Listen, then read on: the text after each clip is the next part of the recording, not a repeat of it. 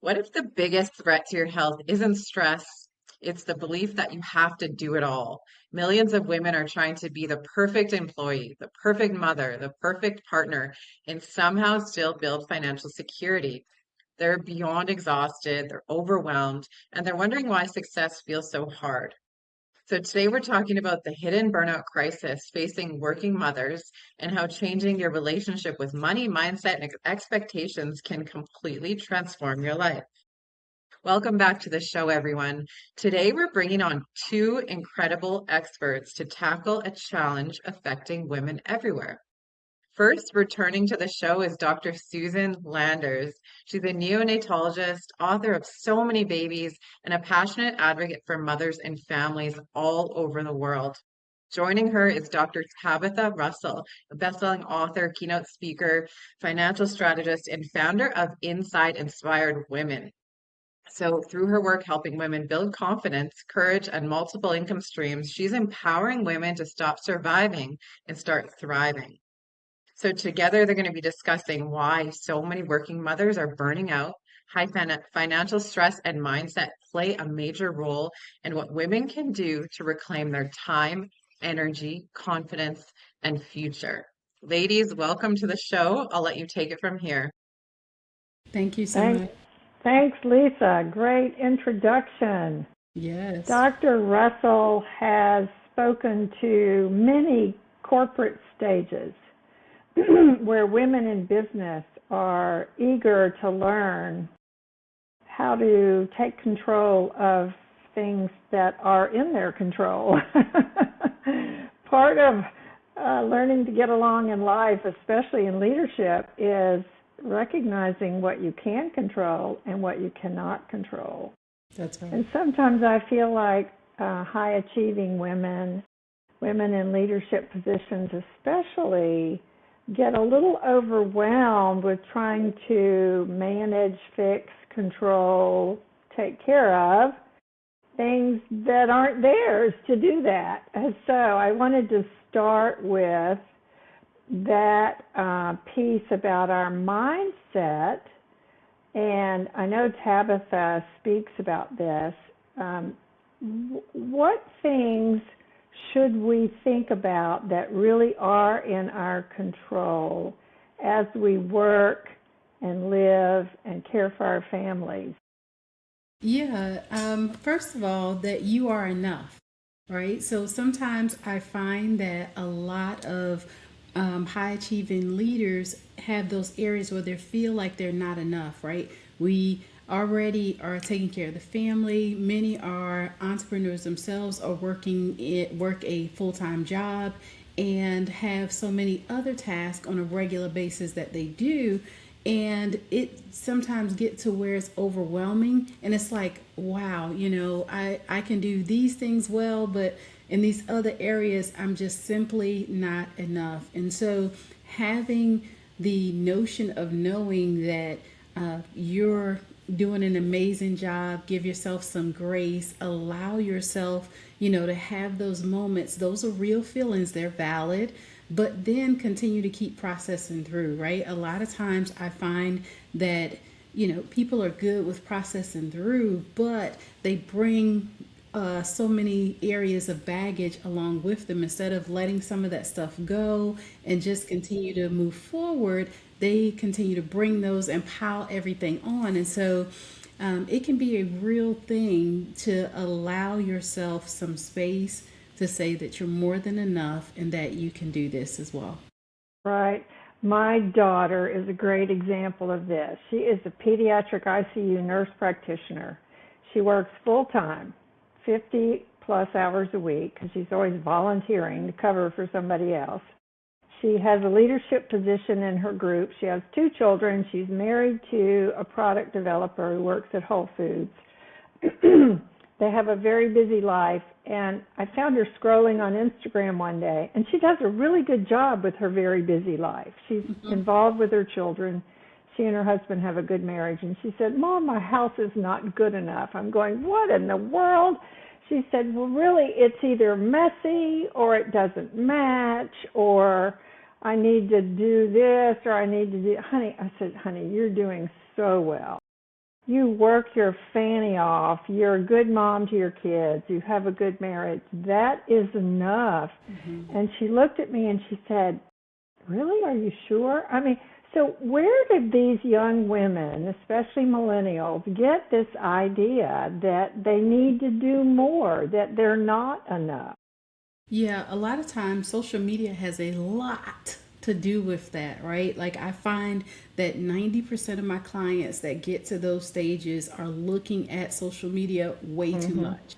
Right? Yes. So that Yeah. occasional scroll that they're doing, it gets them to a place of where they get FOMO, fear of missing out, or sometimes that that comparison thing or imposter syndrome. It's Mhm. so many things that come up from that, and they really do attach themselves to some of that, right? So a Mm. lot of times I'm telling my clients, first of all, to allow yourself the space to be able to say, you know what, everything I have is amazing, because Mhm. there's Mhm. people out there that will give their right arm and left leg and hop around just so that they could have their life, right? How Yes. many people would Yes. want to trade with her today to have her life? So Plenty. I was Plenty. exactly. So I'm just like, or how many people can say that they're an actual pediatric, nurse, right? That she's at the top of her field doing an amazing job. She's in leadership.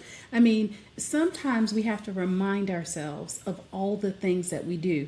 So there's several techniques sometimes that I'll take people through, right? Tell me all the things that's going good and then write down all the things that's bad. Which one sticks out more? Generally it's the things that's going good, right? So, but even in our mindset, sometimes we have to see it, right? And having the opportunity to see it allows us to be able to say, you know what, wait a minute, I did that well. I'm doing this. So I'm it doing makes a okay. difference for sure. Right. I heard a definition of imposter syndrome a while back that Hmm. I want to share, but I'm paraphrasing. Women who have high goals, who may have imposter syndrome, where they feel like they're not enough or they didn't do it well enough, um, need to remember that when they reach those goals and they feel like an imposter, Hmm. it's because they're always going to have another set of higher goals. That's right. I remember in my career, oh, if I just got promoted, oh, if I just published this paper, oh, if I just got on this committee, oh, if I just got promoted again, oh, if I just was on this review board. Everything I achieved and wondered if I really deserved it. And then I set my sights on something even bigger. And so imposter syndrome is women who want to achieve things, and they do, and then they stack up more achievements on top of them, Hmm. which makes them feel like they're not there yet or they're not good enough yet. As Hmm. you say, you have to tell yourself that you are enough. That's right. That's right. I agree. Um, uh, I quite often tell all of my clients, not just some, but all of them, that you have to become the person that can handle the next level. So Hmm. as you are, excelling and doing well and going after the next things, there's a lot of things that's happening that causes that fear of being not enough, the comparison syndrome, and the different feelings that come up. I quite often like to say that all those feelings are valid, so allow yourself to feel them, but have a strategy to keep going, right? Sometimes for some of us, we have to identify what our triggers are, right? If social media is a trigger for you, you might need to take a time out, right? You might need to disassociate yourself just a little bit, or don't follow those pages that's going to allow you to be able to get in a space where it's going to challenge you to feel those feelings that make you feel inadequate. So, for example, I quite often like to say, I told someone recently, stop following all of the channels about food.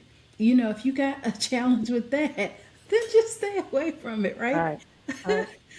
I am a self-proclaimed foodie, right? I Oh, you are. love, I love, love, love. That's, one of our pastimes. However, I compare that to other people when they're following these influencers and these people that are living, quote unquote, these lavish lives. Um, you sometimes will find that there's a difference when you see them behind closed doors, Hmm. right? Or you Hmm. see them on the side, on the street somewhere.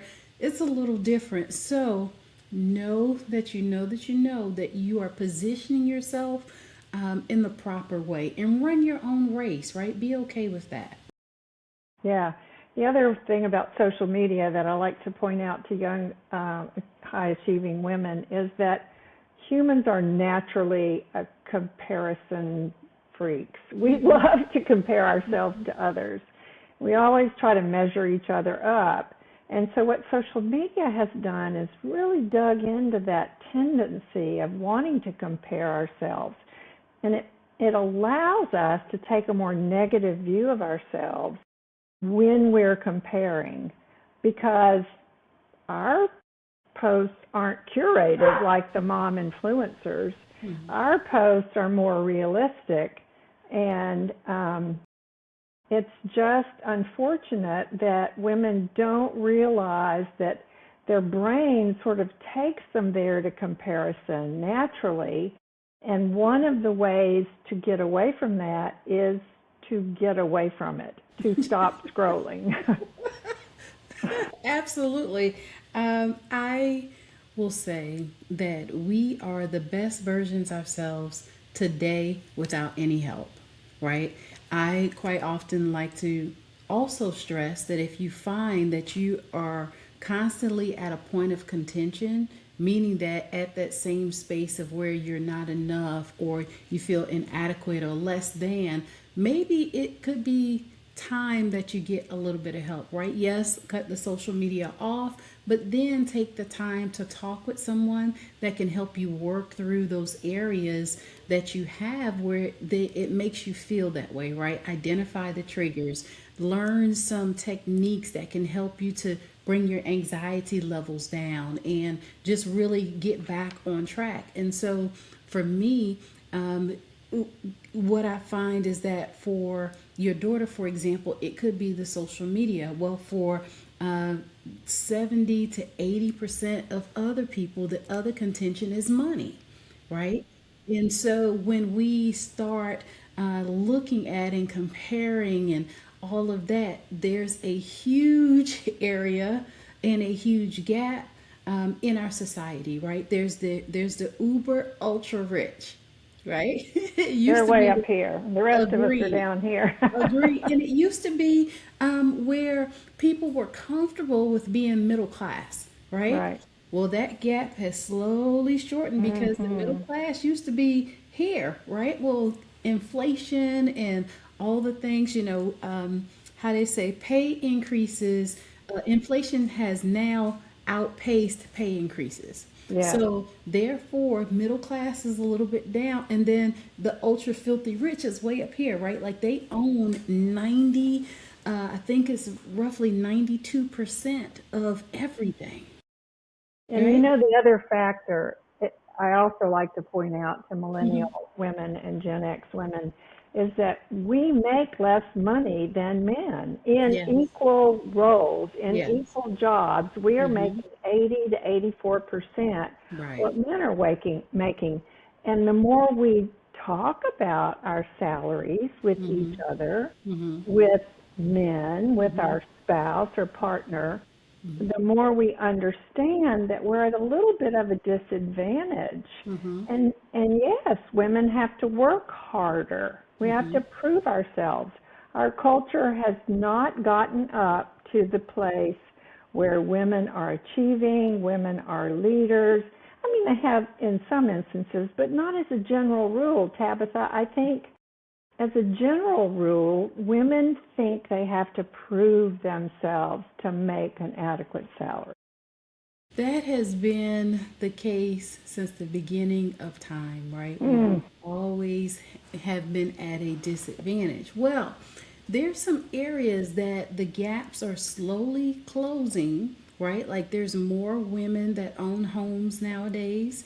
There's a lot of women that own businesses and that are doing their own, private practices and different mhm, things like that. So there's some areas that we're excelling at. But when it comes to corporate America, of mm, course, because of the structure that is that's where you find the gaps, right? That's where you mm. find the disadvantages. There's not all things equal when it comes to the jobs and the roles between men and women. So having those different levels of complexity just shows us that we need to continue to push the level, right, to be able to speak up for ourselves. First of all, we do a very good job with positioning ourselves. However, sometimes we don't sell it completely to say, I deserve the right, first of all, to be at the table just like everyone else, but I also deserve the right to be paid equal and fair salary based upon the job that I do. And so, we see that coming about just a little bit, but it could definitely be a little bit more. And I think that as we continue to move forward, we'll start to see a little bit of a change as well. Yeah, and we don't talk much about finances when we're discussing burnout and working women, but it does play a role. It's one of those things that's in the back of your mind, Hmm. especially for single mothers, Hmm. and especially for people in the middle class who are having a hard time right now. Hmm. I think finances are clearly part of the invisible labor that we all feel. Hmm. What's going on at home? What's going on with the kids? Who's taking care of the house? Who's doing the chores? Who's getting the car fixed? who's going to return the library books? Who's going to the teacher conference? That's just the basic stuff of Hmm.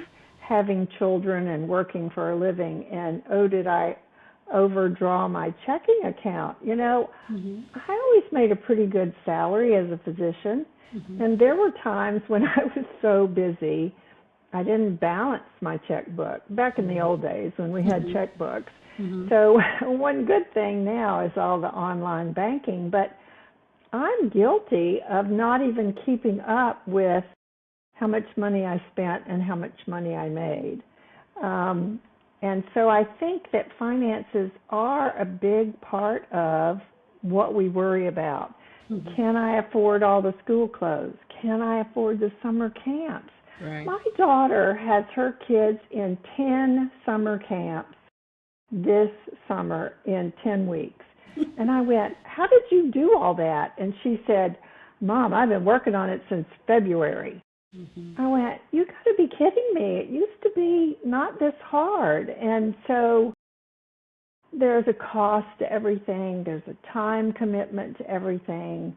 There are worries about whether a particular child will will be with a friend or will be with a new group.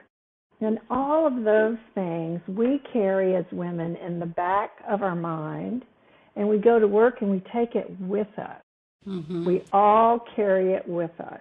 That's right. We do quite often.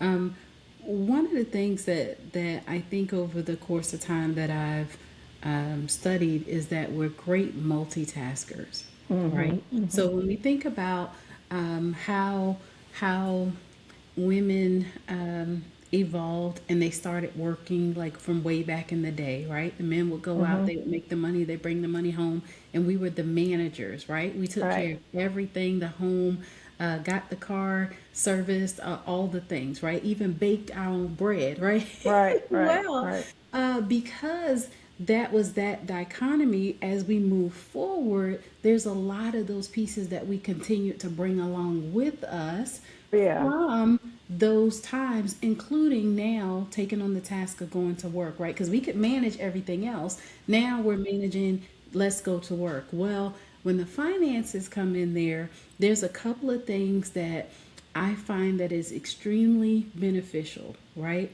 You cannot manage what you cannot see, right? So That's for sure.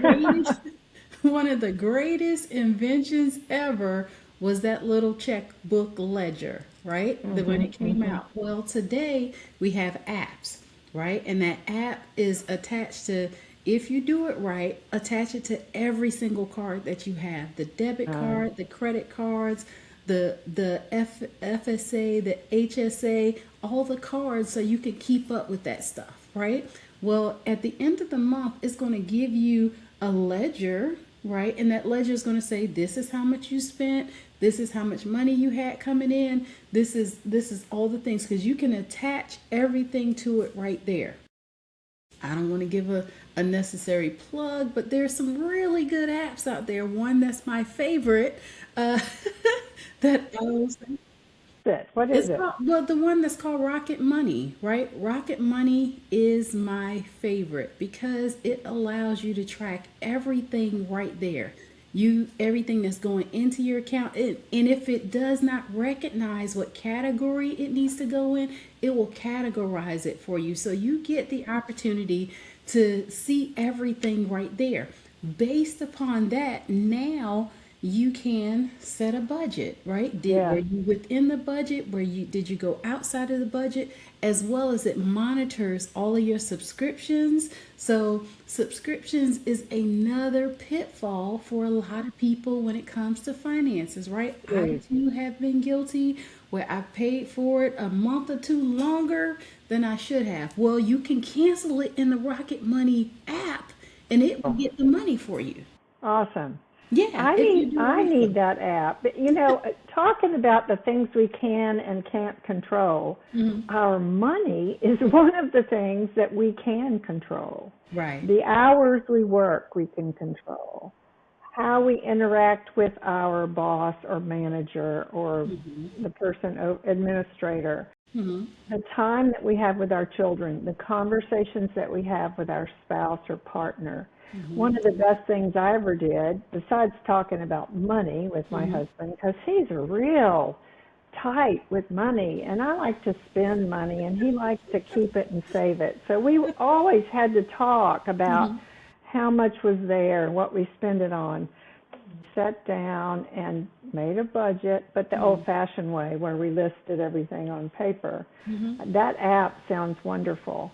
Mhm. But the other thing we have to talk with our spouse or our partner about are the household chores, the Mhm. invisible labor that we all Mhm. do. Mhm. I Many of us cannot afford a housekeeper. Right. We can barely afford childcare. Mhm. And so we have to share the load. Mhm. Again, what's in our control? It's Right. in our control to make a list of all the things that we do at home, to share that with our spouse or our partner, to come up with some division of labor that's fair, Mhm. because it took me a long time to convince my husband that he was not doing half as much as I was doing. I had to write down appointment with pediatrician, appointment with dentist, visit with orthodontist, parent teacher conference at school, Mhm. um, review the nanny finances and pay her taxes. He went, "You're doing that?" I said, "Yes, I'm doing that." So he had no idea Mhm. that all of that had to be done to manage a household with more than more than one Mhm. child. Mhm. It's a lot. And It is. yes, it's controllable, but is it understood by your spouse or partner? Are we carrying around invisible labor that we're not sharing with our spouse or partner, especially if it costs money? That's right. No, I like how you stated that the invisible labor, right? There's so many things or strings I like to say that's attached to us, right? We're multifaceted automatically, right? I always like to say that we're all diamonds and we shine bright because of the many facets of things that we do. And so for you, writing it down and having that conversation with your husband was the key to allow him to be able to know all the things that you do. Yeah. Well, that may very well work for a lot of households, right? Mm-hmm. I created a 10-minute conversation starter on my website, for example, Oh, right? wow. DrTabithaRussell.com. But it is where we as a family come together and we have the talks of what's going well, what could be done differently, and how what's the strategy moving forward, right? If I'm saying that I am teaching generational wealth, well, it has to start in the home, and it starts with us, right? Those that are in leadership. Well, all of the habits and the behaviors and the things that we start to do easily get passed down, right? The women, I believe that we're natural nurturers because we're the Mm-hmm. nucleus of the family, right? We Right. have the ability to disseminate information to every individual in the family. We spend the most times with the children and we Mm-hmm. spend the most time with our spouses and partners, right? So therefore, we get the opportunity to have the biggest impact Right. even though the men are the head of the home. So we have to come up with a strategy that can be implementable, right? Implemented within the home and then get everybody involved. So having a little conversation starter sometimes is the key because conversation, I say, solve 90 to 97% of most problems. Agree. Yeah. I'll tell you a quick little anecdote. My husband and I celebrated our 40th wedding anniversary recently, and we were on Congratulations. a trip. Oh, yeah, it's wonderful to be married to somebody that long. We were on a trip, and several people said, "What's the secret to a long and happy marriage? You're both working the whole time, you were busy, you had 3 kids." I thought for a minute, and I said, "Communication." Mm-hmm. Mm-hmm. And he crossed his arms over his chest and he thought for a minute and he said, "Forgiveness." Mm-hmm. Isn't that great? I mean, that is so great. It's such a good summary of how we handle the emotional load, how we handle finances, how we handle the invisible labor, how we handle working for a living because we're also moms. And Mm-hmm. we don't think about work the way they think about work. Mm-hmm. Most women work to solve a problem, Mm-hmm. not to make money. Right. Making money is good, and Mm-hmm. we should get paid fairly for what we do, but most women go to work to solve a problem, and that's not why most men go to work. They go to work to make money and to support their family. And I think the way there are gender differences, I think, in the way men and women think about making money and providing for their family. What do you think about that? No, I agree with you. Um, think about when we're growing up, right? Guys are bought, they're bought tools. Back in the day, it was Tonka trucks. It Mhm. was all these things preparing them to be a worker. Yeah. Where we were bought baby dolls and Uh-huh. kitchen sets and Uh-huh. all the little brooms and vacuums and stuff like that. And it created in our minds the divide on which way we're going to go. Yes. And so it is interesting to see how that just naturally progresses and move forward as we grow up. So Yes. guys are taught and trained, hey, be a man, be hard, go out there and get a good job, be competitive. Mhm. Mhm. Even though we as women sometimes have that competitive edge, but we will, beat you in the race and go back and give you a hug and say, good job, try again next time, right? Yeah. Yeah. Because we're Exactly. just natural nurturers and we love to pick each other up. So for us, I do agree that it is that we have an attachment to serve and to help and to nurture and care about in the role of a job where guys are like, man, get out my way. I'm trying to make this money and I got to take care of my family. So we see those behaviors show up a lot in the workplace, um, just naturally, right? And I believe that it's ingrained in us as well. So when it comes to how that equates to our finances, the guys are going to go after it. The women are like, you know what? I really like my job. I'm Yeah. okay with doing what I do.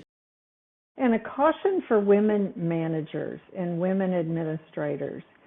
We care about our teams and we nurture and question our teams more than men. We want to make sure everybody's doing okay, and we may even spend extra time doing that, keeping everything together, making sure everybody's happy. Most male managers don't do that unless they've learned that that is a positive way to nurture your employees. Women naturally do that, and Hmm. it takes a whole lot more time Hmm. to know how everybody's doing, to make sure the schedule's worked out just so, to make sure somebody's had all their questions answered about their evaluation.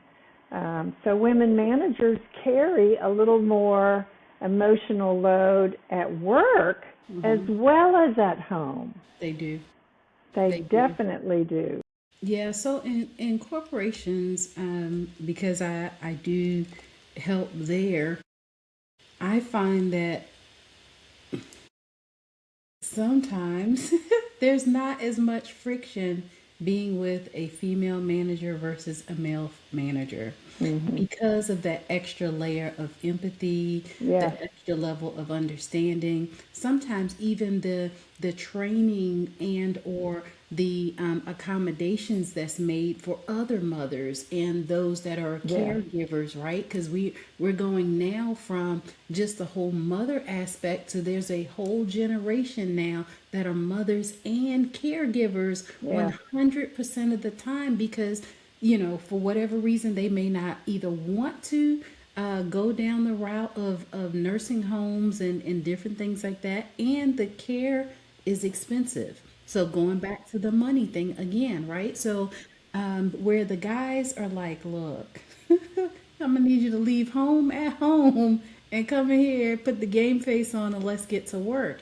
And so there's a extra level sometimes of helping those managers walk through the process of the everyday life of the employees, or why it's so important to have those extra touch points with your employees to know what they're going through so they come to work whole, right? They're excited about coming to work because we find that the number one day for heart attacks is Monday. Why is that? Don't nobody want to go to work, right? They Yeah. got to go ahead and face this job again.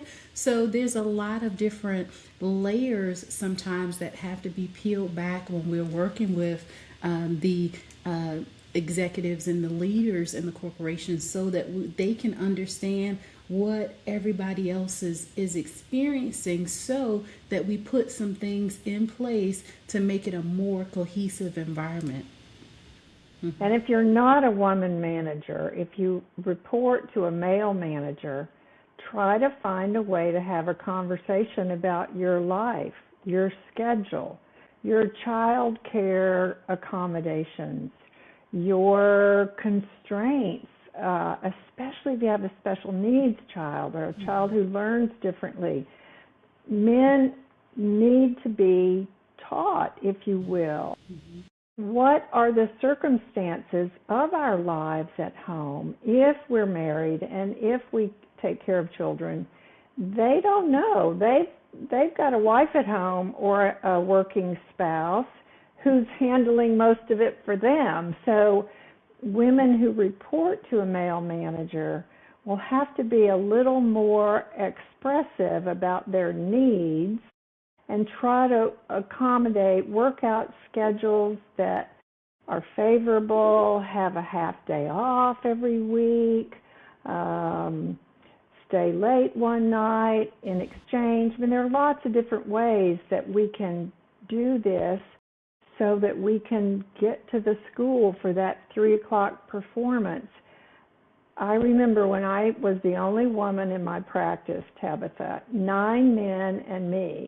And I said, hey guys, I want to go early today. There's a program at the school. And they went, what do you mean you're going early? I said, I'm the mother. I kind of got to be there. There's a program at school. And one of them kind of grouchy said, okay, well, I'll cover for you, but we don't usually do that. And then there was another time when I had a kid sick with strep throat, and I called in and I said, she's really ill. I got to take her to the doctor. I'll be late. And they're going, well, we don't usually do that. And I went, I know, I'll stay late. I'll make up for it. It's different for women. It's very different for us when you throw kids into the mix, because kids require care, health care, teaching, child care, all of the above. Yeah, no, I love this. So I have had the privilege and the honor to be in male dominated fields the most of my corporate career. So I was a Yeah. store manager of a very prominent auto parts store. I also worked in IT where I had 18 guys reporting to me, right? Wow. I'm Ooh. the only female in the whole department, and 18 guys reported to me. So, therefore, I've had the opportunity to see how that works, right? In the automotive industry, the guys would come in and they would walk straight past me and go down here and ask one of the guys for whatever, and they didn't know, like turning rotors, for example. And now you got to come back and you got to get me to go help them to say, What a or transition.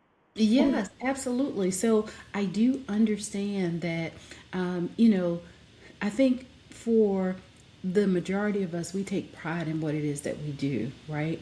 Guys really, they take that to the next level. Like it's on 10 for them at all times. Like I gotta show up. I gotta do my part. I gotta be, Mr. Man at all times. So there is a lot of things that we look at. But over the course of time, as we started to get women into either in the automotive industry and or either in the IT roles, there had to be some sensitivity training that we would do, Yes. right? Yes. Especially when our customers would call in or the customers came in the store, have some understanding for whatever the situation is and allow them the opportunity, first of all, to talk, be some good listeners, and then let's move forward in whatever it is that needs to be done. What I find is most of the time with the guys, they don't want all the backstory. They don't want the chit chat, none of that stuff. Just tell me what it is. Let's get to it and let's get it done, right? So over time, we can definitely invoke change, but it starts with us, Yes. and then understanding where they are in their journey as well. Because guys, because they may not communicate and talk a lot, they internalize a lot as well. So we get the the pleasure and the honor of being able to help them bring that out as well. Yes. Yes, we do. We're the empaths in the office, in the practice. Oh, Tabitha, we have covered so many things that influence how we work and live, how we think about our work and our finances and our balancing our life. What final message do you have for our listeners about women at work, women in leadership? I would say being a woman in leadership today is such a great responsibility, right? So continue to do the best that you can. I quite often say if we're going to do any one thing, master it, right? Learn everything that there is to know about your role and continue to build on it, right? Learners are earners, and we get the opportunity to really impact everyone that reports to us, right? Yeah. Whether that is in the home, whether it's in the community, whether it's at work or in the marketplace if you're an entrepreneur. Either way, we get the opportunity to leave an impartation with everybody that we meet. So us doing self development, right, along with some self care, allows our buckets to be full at all times. So we give out goodness instead of what's left over. So That thank you. if Thank you. if we fill up ourselves with what we know we need to keep a balanced life, then we are more able to pour out the best parts of ourselves at work, not just at home. I love that. Hmm. That is such great advice. Thank you so much for your time today, You're welcome. for this lively discussion that we've had about women at work, balancing work and life, talking about finances. And tell us again your website. Yes, my website is drtabitharussell.com. And you are the CEO of Inside Inspired Women Global. Is Yes. that where you have the conversation starter?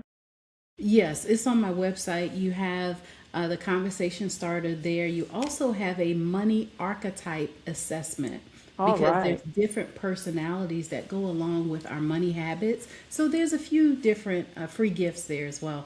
Nice. I'm gonna try that out. I want to know what my money architect is. Oh my gosh, retirement is not a piece of cake. You're living on a Absolutely. fixed income. It's really different. Yeah, yeah, absolutely. Absolutely. This has been a pleasure. Thank you so much. Thank you as well. It's been an honor to be here today.